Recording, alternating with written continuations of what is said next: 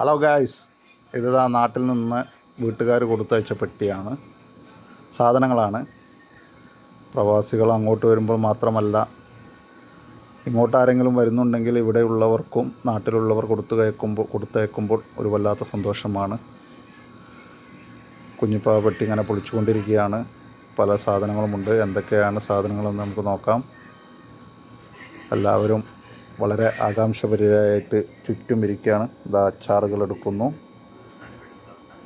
മുളകുണ്ട്, നല്ല ചീര പറങ്കിയോൾ, ഉപ്പിലിട്ടത്, പല വിധത്തിലുള്ള അച്ചാറുകൾ, നല്ല ഉണക്കമുളക്, നമ്മളെ കൊണ്ടോട്ടി ബഡ്ജറ്റിൽ നിന്ന് വാങ്ങിയ ഉണക്കമുളക്.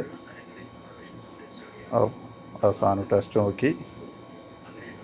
ഇതാ ഒരു പൊതിയിൽ എന്താണ് എന്നുള്ളത് നോക്കുകയാണ്. പത്തിരിയാണോ?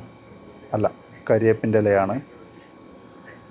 അല്ല, കരിയേപ്പിൻ്റെ ഇല, നാട്ടിലുള്ള കരിയേപ്പിൻ്റെ. ഇവിടെ ഭയങ്കര കരിയേപ്പിൻ്റെ ഇലക്ക് വിലയും കൂടുതലാണ്, കിട്ടാനുമില്ല.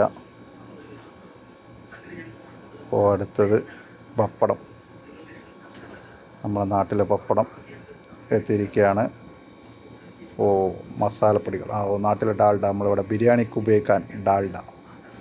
മസാലപ്പൊടികൾ ഇതാ വന്നുകൊണ്ടിരിക്കുന്നു, പല രീതിയിലുള്ള മസാലപ്പൊടികൾ. വീണ്ടും പപ്പടം എത്തിക്കഴിഞ്ഞു. വീണ്ടും ഓരോ സംഗതികൾ. ഇതാ മസാലപ്പൊടികൾ കൈമാറി.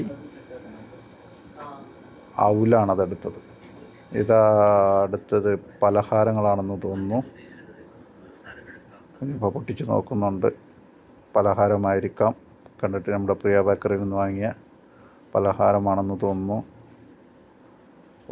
മൈസൂർ പാർക്ക്